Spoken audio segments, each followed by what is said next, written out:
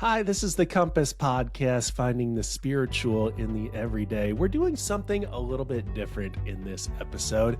I've just come back from a trip to Virginia I'm very excited about because we were exploring some really innovative expressions of church out there, and I'm looking forward to sharing the stories of those ministries with you, as well as kind of bringing an answer to the question of, like, what are we talking about when we're talking about church? With some great stories. I also brought back a case of COVID, so not 100%, and my voice sounds weird. That's the case. And with that, I've not been able to work up a episode for this edition of Compass. So here's what we're going to do. I'm actually going to borrow a topic from my other podcast that I produce called the Mycom podcast. And this is actually, we're borrowing a full interview. It's with Reverend J.J. Warren. And it gets into that question of what are we talking about when we're talking about church? What makes something church? And in this episode specifically, we get into talking about online expressions of church and how we can live into the call and practice of church, a fully online community. AJ is somebody that I think a lot of people should get to know. Very exciting person, a young leader in the church, and the founder of the Young Prophets Collective. And of course, you can check out more about J.J. Warren at jjwarren.org or find out more about the Young Prophets community at youngprophetscollective.org. So we're going to get into where the church is present in digital spaces on this interview borrowed from the Mycom podcast, which I encourage you to check out sometime as well. Here now on the Compass podcast. How goes it with your soul today? Thank you. Thank you so much for having me. It is well with my soul. It is always good to talk to another United Methodist, and especially good to do so from here in Vienna. Yeah, well, I appreciate you making the commitment to bridge the gap of space and time to be with us as we're recording in Nashville, Tennessee. You may actually be the first Gen Z voice that we've had on this podcast. I realize that's a little bit of an indictment. So, and maybe a little more responsibility than you wanted to take on, but we're going to ask you to, with a bit of a wink and a nod, be a voice of a generation. Is there something that you wish that the older generations, say my generation, Gen X, understood about your generation's online presence? Ooh, that's a great question, and emphasizing the wink and the nod on this.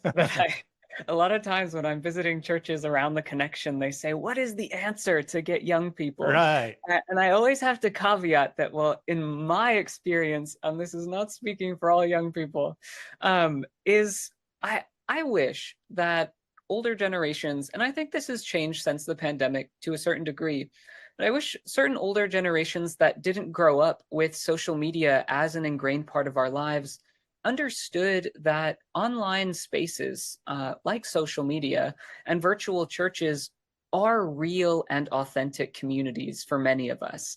And so sometimes I think there's this not a grudge per se, but this sense that an online space can't be real. And you young people need to get off your phones and get outside, because that's where the real world is. Yeah. Yeah, fair enough. I had kind of a watershed moment with my son, who's now 16 years old. And this was a number of years ago. He was playing Minecraft and we were asking him to turn it off. We had someplace to go.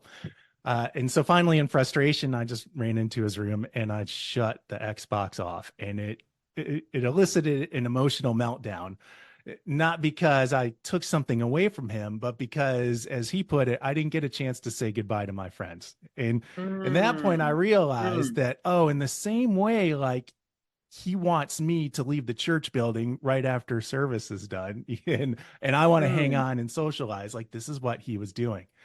And in his mind, there was no difference between that narthex time and this time saying goodbye in that digital space. That is a beautiful parallel. Yeah, exactly. Yeah. Well, I have particularly enjoyed some of the ways that you have platformed discussions around the online expressions of church that you've looked at. So I want to borrow a question that you ask of your readers in your book, where two or three are connected. And that question is, what needs to occur in order for a church to be a church? That is, uh, I can't say that's a great question since I asked it. You asked So, it, yeah. But it is a great question. That's why we're trotting it back out. It's a convicting question in many ways. yeah, and some of this it's always been my fascination ever since I was a child with the church and uh, playing communion, which maybe isn't okay, but I enjoyed it in the backyard. And I'd set up with my younger brother. We would set up little plastic chairs in the weeds, and that would be our congregation. And we would have our mom sit there. She was great, and she sat through our little services, and he would process with a little stick and twine cross, and I would go behind him. And we had our own little church services together because we just Wow. loved creating church, right? What? Of course, that's the most fun games for Yeah, a kid, right? Love sure, playing church. sure. Yeah. I mean, I didn't maybe necessarily do that, but yeah. And so this idea of what is the church has always been something that's fascinated me.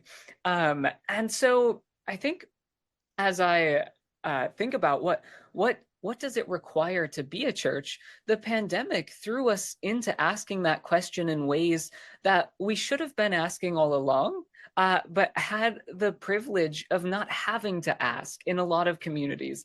Now, of course, there are great churches out there, and Mycom was doing a great job of this, of saying, well, what does it mean to be the church? And let's have articles about how we do certain parts of our church life online. What Hmm. are the best ways that we can facilitate that? But I think for me, um, being the church online requires, and I talk about this in the book in Where Two or Three Are Connected. They say researchers of digital religion, specifically Meredith Gould and Tim Hutchings, say that for an online community to be a real community for participants, it requires time, energy, and emotional investment on the part of the participants. And I think we see that in real life, not real. I try to get away from that language in physical life as Yeah. well. That in our physical lives, our communities, for them to be real to us, they require us to put time into these relationships, to invest our emotions, and to put our energy into this community, that it's something that matters to us. And so those parallel online, that we need time, energy, and emotions, so that layperson 367 isn't just a random person I'm commenting or chatting with, but that's John in Australia, whose life story I have come to know, and whose daughter is my Instagram friend who goes to this coffee shop that we both happen to know the owner of. And it's those connections and that time and that energy and those emotions that make a community real online. Now, for a church, then I'd have to say you have to read Where Two or Three Are Connected, because I believe that the four marks of the church, from our creeds, right? That the church is one, holy, Catholic, and apostolic. That these four marks are important for us, and not just for me as a nerd, as a theologian here at the University of Vienna, but for all of us to understand that when we say we are the church, we are inheriting hundreds of years of tradition that inform the way in which we understand it, whether we are continuing certain traditions and even in our protest of certain traditions. But everything, our embodiment and our protest, our continuation in protest, rather, is all playing back with and against tradition. And so understanding those four marks in a digital age is essential for us to say, yeah, what does it mean for us to be one online? What technology is the most conducive to oneness? What does it mean to be apostolic, to be sent in new ways? What does it mean to be sent on Instagram? How do we Mm, do that well? How do we do that ethically? And questions such as that. yeah. Well, I want to tune in a little bit to what you mentioned about emotional connection. That's one of the aspects of what creates, I guess, a relationship or a community. And as you put it, it's a church community more specifically. So for many of us, we are attracted to online spaces because they offer a sense of anonymity. And that can be awful sometimes, right? Because people Mm, will hide behind that anonymity to mm. say some of the worst inclinations of their hearts. And that in itself can put up a bit of a barrier to building emotional connections in digital spaces. So, are there some ways or some platforms that you have found it helpful in creating an emotional bond or connection with people in digital spaces? Yeah, and I think that's a fascinating point. That on the one hand, there's this idea of, I think maybe in the early 2090s, if I can remember way back then when I was even younger than I am now. Um, there's this idea that communicating online is totally anonymous, right? I remember when a Mm, chat room was first starting, and my sisters would be using chat rooms and messaging with people that I can't remember if they knew or not. And to a yeah, certain probably degree, not. right? And to a certain degree, I that still happens, but I think with not only the amount of data that all of these websites are tracking, they know who we are, but also for me, social media platforms, and for I would guess a lot of Gen Zers, social media platforms are intimately personal. They're Mm, necessarily personal because that is an extension of ourselves, and that is part of the realm in which we live. That it is not discontinuous with our offline life. And Deanna Thompson talks about this in her book, Virtual Body of Christ from Abingdon Press, that the in many ways, online spaces can be more incarnational, may allow us to encounter each other's humanity more deeply, uh, because they allow us to share parts of our stories that, maybe we wouldn't feel as comfortable sharing if you and I were sitting down at a coffee shop surrounded by people right now. That we mm, have some intimacy in this space that allows us to communicate more deeply. And sometimes that anonymity, um, in a different sense, sometimes anonymity allows people to go deeper more quickly. So in a lot of the mm, couple virtual churches that exist out there, they some of their testimonies have been that if folks participate without using their real name or their image, that sometimes they feel more comfortable sharing more about themselves more quickly because they have that safety of being anonymous. That isn't necessarily my experience because I don't use platforms anonymously. And most of the church that I work with in our virtual church, Church of the Young Prophets, is using and inviting people's personalities themselves from social media and to gather us together in a virtual space. And I'm not sure if this is the right time to talk about that or a little bit later on. You let me know. yeah. Well, Okay. you can, if you had more to add there, we can complete that thought and then we'll get into the practicalities of the Young Prophets Collective. Yeah. So I think that your question about platforms that are conducive to fostering relationships in a way where we often think of being online as being anonymous. I think that question is really key to the question of, is online church really church, or can online communities be real church communities? And I think that question that you asked is the better question. Is, what about the ways in which we're gathering online are conducive to fostering authentic relationships? Not Mm, can technology do it, because during the pandemic, almost all of us were forced online. So we did experience having church online. So I think that first question it's out the window. For me, taken for granted. The answer yeah. is yes. So the second and more interesting question is, yeah, which platforms allow us to engage more authentically? And I think that requires more two-way communication. So platforms like Zoom, as opposed to a simple live stream that's only one directional. If you're using a one directional platform, utilizing the chat and whatnot, but finding platforms that allow for more communication both ways and aren't just one directional will be key for us to creating authentic communities and real churches. Well, Church of the Young Prophets, this organization that you've started in conjunction with the Young Prophets Collective, is an online church. As you were founding that, were there certain aspects that, or I don't know, we can think programmatically, like programs that you felt like it was necessary for us to identify how we're going to do this in order for us to be a church? And you mentioned two parts of it. So on the one hand, Young Prophets Collective is a 501c3 nonprofit that I founded in the aftermath of General Conference 2019. For those of you that are watching the visual here, you'll see the pink blazer, and that became my beacon of during that general conference, sharing a few words of my story, and that resonating with a lot of young people around the connection. And from that space, realizing that even when our church is making decisions that exclude a lot of people, there are still a lot of people in the church, especially young people, who say, we're still here. We still have something to contribute. And so to me, that's the prophetic voice that says, we know something's not right here. We're not going to leave, though. We still have something to say. We feel God is calling us to prophesy love into this context of division. And so that's where Young Prophets Collective started. And that was before the pandemic. And we were always online simply because we were young United Methodists around the world. So we had no other option.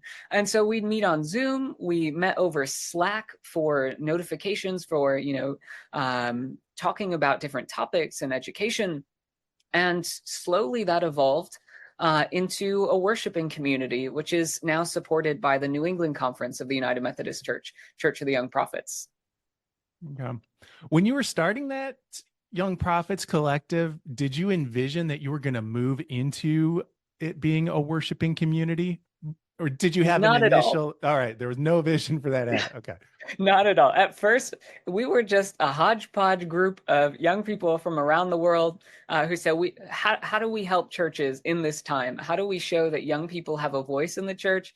How do we help shape the future of the denomination? Because we're not only the church of tomorrow, we are the church of today. And even, as a young person who was at General Conference, a lot of the conversations about the future of the denomination didn't include young people. And so it was important for me for that to happen.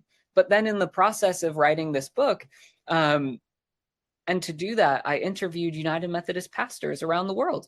So United Methodist pastors in Kenya, in the Philippines, in Singapore, in across Europe and the United States, to ask them how their understanding of church had changed because of the pandemic. And through those interviews, through the wisdom that they shared and that I got to collect for this book, that gave me the feeling of, okay, something feels right here. This feels like the groundwork of perhaps a next ministry for Young Prophets Collective, is to say, yeah, how can we use these insights that everyone has shared with us to create a space where folks feel welcome, feel affirmed, and feel like they have a church that's accessible to them? In conducting those interviews, what were some discoveries you made that were really surprising to you? Or was there one in particular that stuck out that you were like, I did not anticipate that being the reality? Yeah. I think I was most fascinated by the district superintendent I spoke with in the Philippines, because she was telling me about how a lot of the cultural practices, like blessing of a house or a car, were moving online. And so if someone was getting a new house during the pandemic or a new car, they made sure to have an online service so that they could bless that car or that house.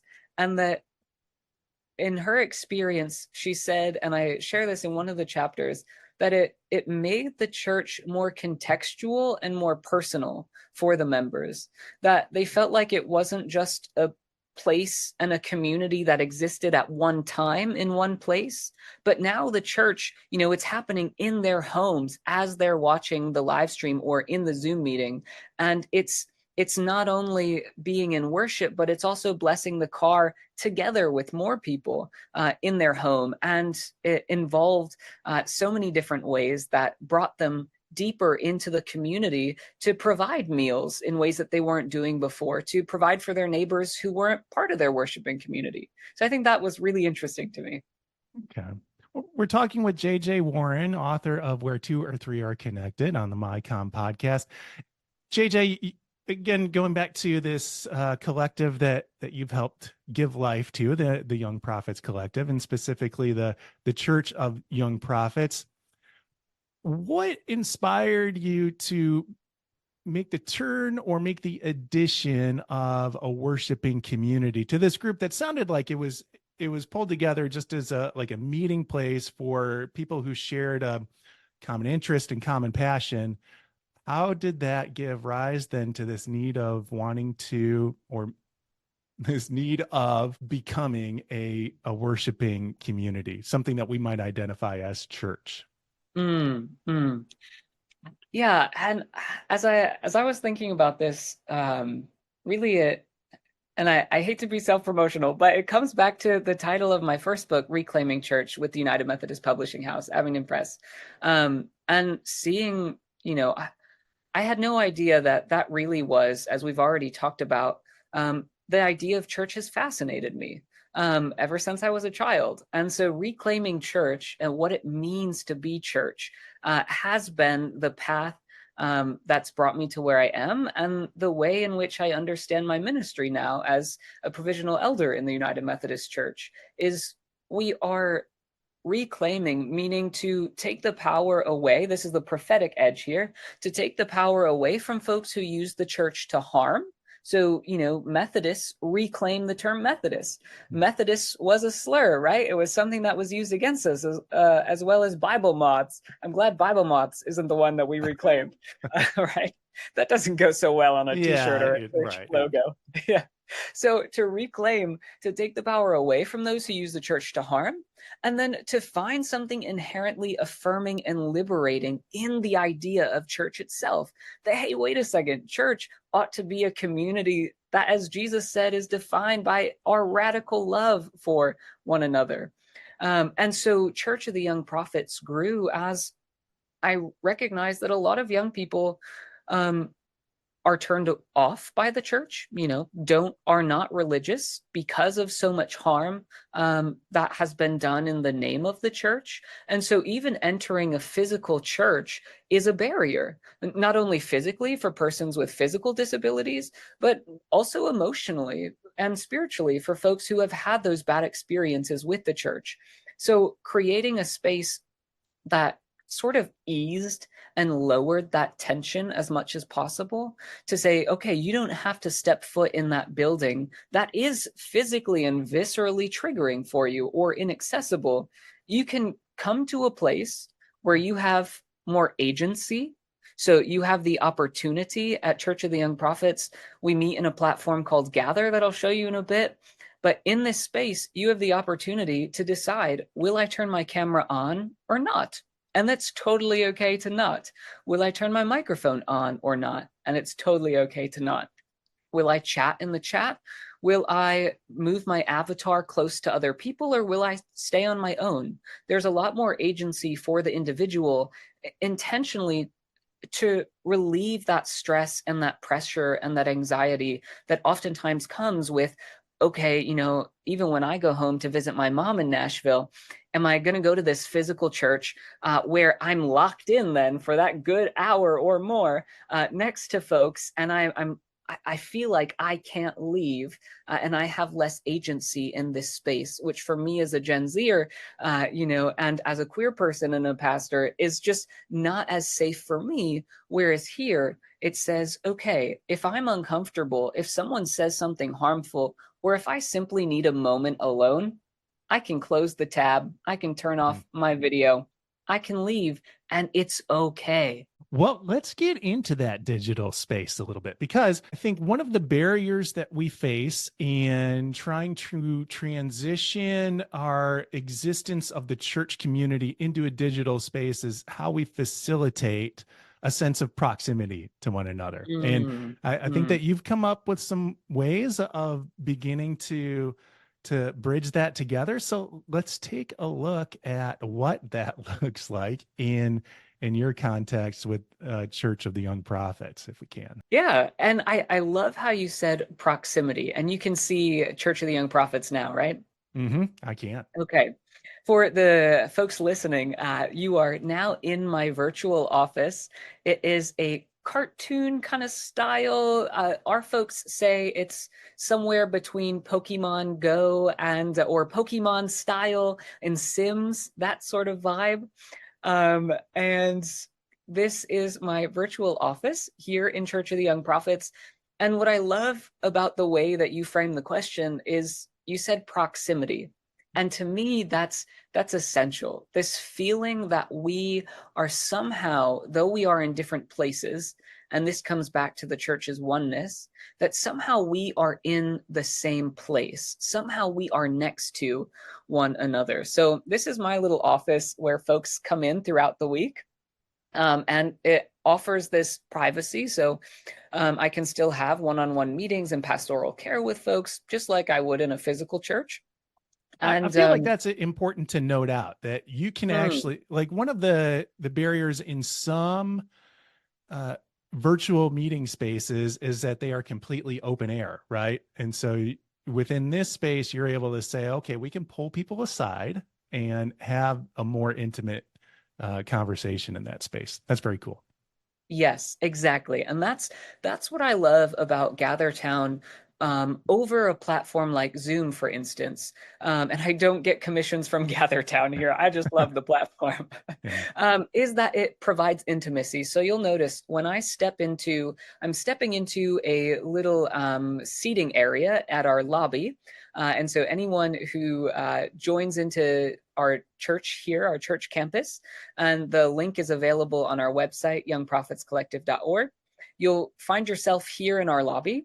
And when you step into an area like the seating area, the rest of the screen gets dark and it highlights only this area. That acts as a private space so that you only see and hear and can communicate with the folks who are also in your private area, much like in a physical space, how we can go off into a corner and talk, and the folks on the other side of the room, don't hear what we're talking about, so that we can have that intimacy that's required for a community where multiple people are in the same place at the same time. I always hated logging into a Zoom webinar and seeing just all those faces, maybe 50 folks. And there's no way to do small talk well with 50 people staring at each other. Yeah. Or even in some cases, I find myself holding back on a question because it's a question that's relevant simply for me and not to the entire group. So this offers the opportunity to, I guess, in a sense, not invite or waste other people's time getting an answer to a question that may not specifically be relevant to them. Yeah. Yes, exactly. And what I also love is that we've reclaimed a lot of, as I said, I'm a nerd. And so we've reclaimed a lot of historic Christian traditions and there's a prayer repurposed them. Labyrinth. Yeah. Yes, for an online space. And which for folks with physical disabilities for whom Labyrinth maybe isn't accessible, now you can do prayer labyrinths here at Church of the Young Prophets. So we have different quotes and links and scriptures linked into each candle, and you can walk the labyrinth. And you press X here, and it's an interactive platform. And so things will pop up all throughout the platform. And it is meant to be a church. It is meant to be a spiritual space where you can come and be renewed and meditate and do a prayer labyrinth and anything that you would ever want to do at a church, but wherever you are in the world, which I just absolutely love. Do you hold consistent office hours within this space? So somebody popping on, say at 11 o'clock would, count on seeing Pastor JJ at that time. Yes. So normally I do office hours, and it's interesting with all of our time zones, since I'm here in Vienna, and a lot of our folks are in the US, but also Kenya and Europe and Australia. That's the most difficult time zone for us right now. I'm here on Mondays for 2 hours and Thursdays, and then we have different services to try and accommodate different time zones. So our weekly worship, and I'll walk you up to our sanctuary here. We're in the sanctuary now, sitting by a fireplace that's glowing yellow, because if you press X, it will give you the link to watch our last week's service, while you're sitting here at a cute digital fireplace, right? Hmm. And there are virtual dogs that will come with you wherever you like. And this is where our worship happens here in the sanctuary. Every Saturday at 12 p.m. Eastern Time, 11 p.m. Central Time, and 9 a.m. Pacific Time. And so we gather here in this virtual sanctuary, and we've repurposed the Methodist small group model. So during our worship, we are about 40 minutes because online research shows that 40 minutes is about the attention span of folks online. And so our worship services are about 40 minutes. And during the service, I only share I say a 5-minute mini sermon. It's usually 7-ish minutes of a mini sermon to introduce Pastor the time, topic. it's 5 minutes, right? Exactly, right? Yes. And so I just introduce the topic, and then most of the service is spent around these virtual couches, which is our way of repurposing the Methodist small group model. So you can talk to the folks who are also around your couch. And so keep in mind, when you're here, you're talking with folks from around the world. So you're talking with folks from Uganda and Kenya and California during worship. And we reflect on 3 questions as part of our worship. And that's the majority of our time, is talking together, sharing the wisdom from each person's experiences, and discussing how the theme of the day. And normally we use the lectionary. United Methodist Discipleship Ministries offers us great resources, which we often use, and to talk about how that theme is not only applicable to our spiritual lives, but in real Methodist Wesleyan fashion, how it calls us deeper into our communities wherever we are around the world. One of the things I know you've thought through is how you involve people once they kind of enter into the space. Can you take us through that journey a little bit? So say, for example, I decide that I'm going to come and fishbowl, in a sense, the next worship gathering. What would that look like for me? Thank you. That is a really great comment. So we try to be, along with our call to be as accessible as possible and to give more agency to each person who worships with us. That means creating intentional space, because I know for me, at least, when I enter a church, whether it's physical or digital, I feel like there's the expectation that I need to be present, meaning I need to participate. And so I would feel the burden of, yeah, I need to turn my camera on. I need to unmute. And so if you're like me at all in that way, then we also have created spaces. Is that a yes? I see some. Yes. Yeah. Yeah, So, slightly. yeah, even Yeah. past the fishbowl, I guess, experience. That was the wrong term for it. But if I'm looking to, if it's my first time, I'm a first time visitor in your worship Yeah. space. Yeah. What does that journey look like?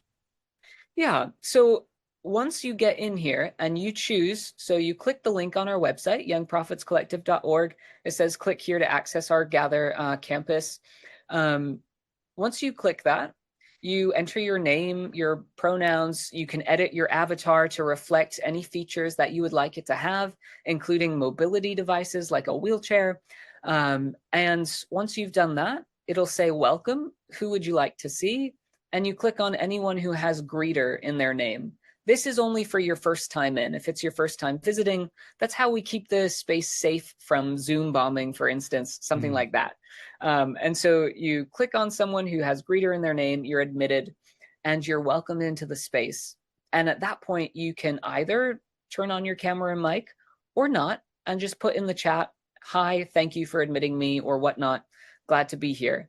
And we have lots of tours of the space on our Instagram to try and give folks an understanding. But normally the greeter will put you right here in the sanctuary.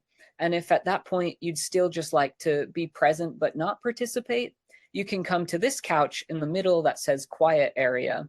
And so if you step here with your avatar, no one will bug you, and you can no social expectations to participate whatsoever. We're just happy you're here, that you're present with us for worship. There was another cool feature that I saw lifted up on your website, that once your avatar comes in close proximity with somebody else's, then an additional window appears. Can you tell us about that a little bit? This is the other thing I love about this, and it comes back to that proximity and intimacy that you talked about. So if someone else is in the space, you'll see my R2D2 bot here. I'm a Star Wars nerd, so we had to name it R2D2. Once R2D2 comes close to me, right now I'm in a private space. So R2D2 can't see or hear me, and I can't see or hear R2D2. But if R2D2 steps in here, now we can see and hear. The camera's off, but you see the face of the avatar here. And so you would see and hear and would be able to talk to one another in a private space, much like in a physical church if you wanted to chat after coffee hour. Now, if you're not in a private space, for instance, if R2D2 and I were walking outside here, just in the sanctuary, when we get close to each other, his image gets bigger and more colorful. When I walk away, like a physical space, it starts to fade out. And then you'll notice it disappears, so that it mimics the spatial aspect of a physical gathering in a way that Zoom or Facebook Live just can't. And I love that about this space. Yes, that is very cool. Do you get a sense of how people are discovering the Young Prophets Collective in the Church of the Young Prophets? It's a lot of word of mouth right now for the folks who have gone through our Young Prophets cohort program and have been part of our community for a while. Instagram is our main area. We say we have several campuses at Church of the Young Prophets. One of them is Gather. And for me, this is a bias that I have that I also had to check. That for me, when I think of my virtual church, this virtual church, I think of it as Gather. I think of that as the main campus. But church is beyond a space, whether that be a physical or a digital space. And I had to check that for a digital space as well. So another one of our campuses is our Instagram account with Young Prophets Collective. And we try to post resources and links and just content that's specifically designed to engage people's spirituality on Instagram. So that's another way that folks are finding us and how we are trying to navigate that.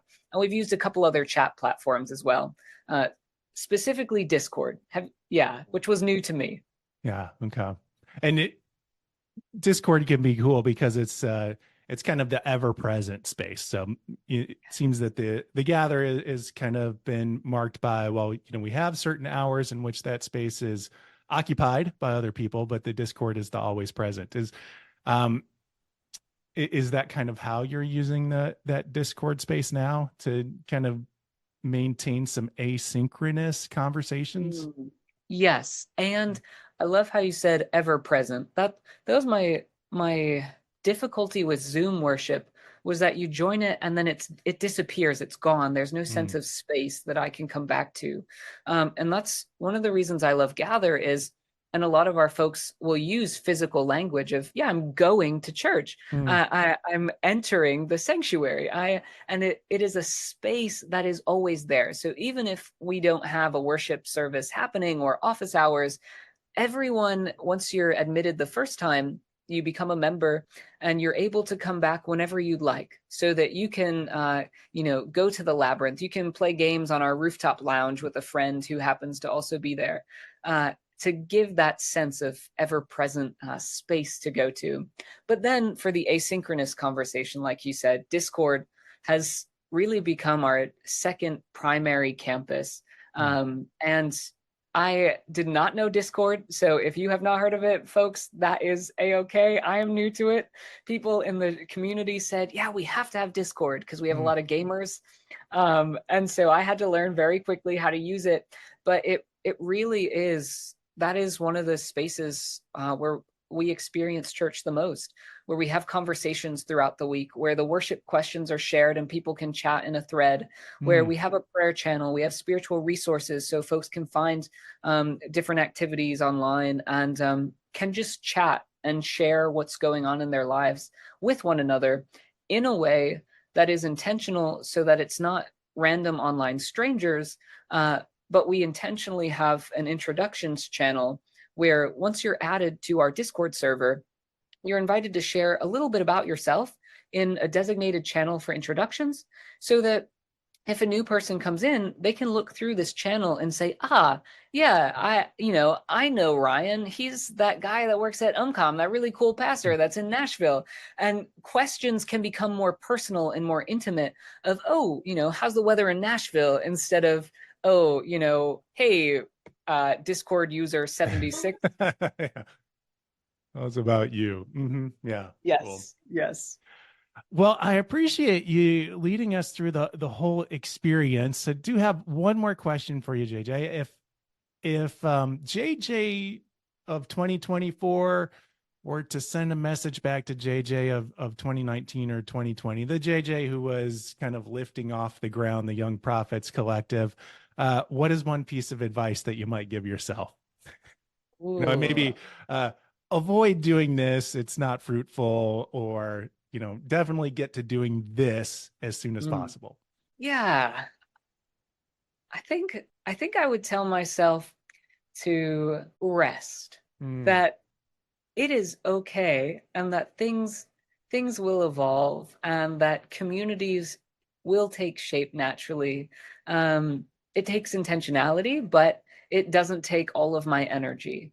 And I think that has been a really powerful lesson for me in this virtual church experience, is to say, creating these communities or extending your physical church online in a real multi-directional way. It takes energy and intentionality, but it doesn't have to be exhausting. That I can just bring myself, and we can just bring the relationships we have to this space. And if they are healing, and if they are filled with love, they will resonate with others. And that is enough. Okay, so I'm making a liar out of myself, because this leads to another question that I have for you. And it's one that I think a lot of people can relate to, because first of all, ministry in and of itself can be exhaustive. It can be hard to set up boundaries.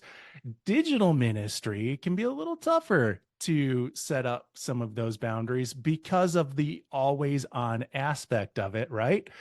What are some ways that you kind of set those boundaries around yourself so you do have purposeful time of rest? That's fantastic. And now you sound like my board of ordained ministry. Wonderful that they are asking that question, though, right? Yes. As we it's talk not about how are you going to do boundaries, more, it's how are you going to rest more. Yeah. Yes.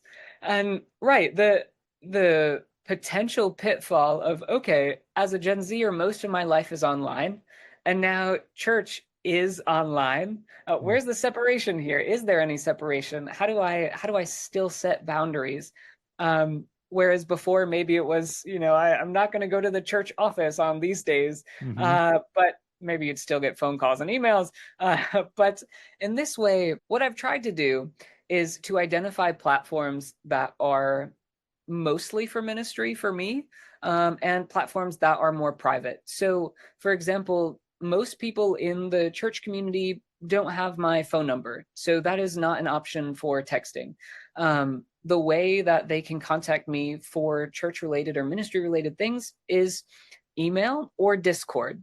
And for Discord, I also try to keep certain hours. So I will not be on Discord most times, at 11 p.m. I will be offline, and they know that that's okay, that I will get back to them in the morning, my time. And so that's been a boundary. And another is just maintaining a Sabbath. So the community knows that on Sundays, I am totally offline, since we meet on Saturdays, so as to not interfere with in-person churches folks might attend. And so on Sundays, I'm totally offline. I try to get away from a screen, get outside. And that's a way that I've been setting boundaries for myself. Cool. All right. And if you want to see the video for that, it's available on YouTube. It has all the cool displays that JJ took us through, so you can peer at that stuff there. More episodes of Compass are on the way. Again, we're going to be talking about the excursion that I had to Virginia. Also going to be sharing about rage prayers, some exciting things afoot. So stay tuned for that. We'll be back in 2 weeks' time. Hey, if you're interested, check out the Mycom podcast. If you're a church leader who wants to know more about how we're developing tools for the digital age and building our digital ministry toolkits, that's the place to go. My name is Reverend Ryan Dunn. Look forward to talking to you again soon. Peace.